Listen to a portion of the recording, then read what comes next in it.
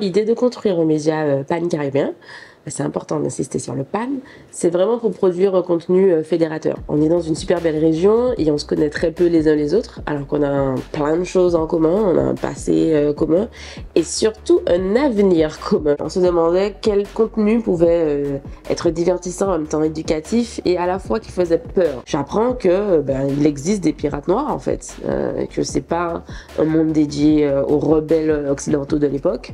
C'est vraiment aussi certains Africains qui se sont emparés du code de piraterie, je dirais, de la mentalité de pirate et qui ont aussi navigué dans nos eaux, quoi. Black Caesar's Revenge, la série audio, est une série qui vraiment se démarque. C'est un projet qu'on mène de front avec Jean Fall, fondateur de Cinewax, a volontairement choisi le fait que le personnage principal, Black Caesar, qui avait un vécu avant, soit originaire d'Afrique de l'Ouest, avec un vrai passé de chef, de guerrier, donc une Afrique précoloniale dont on ignore la plupart du temps. Ce qui me plaît particulièrement avec ce projet, c'est que c'est un projet totalement panafricain, c'est-à-dire qu'on est aujourd'hui plus de 15 créatifs à travailler sur le projet, que ce soit en composition musicale, en recherche historique.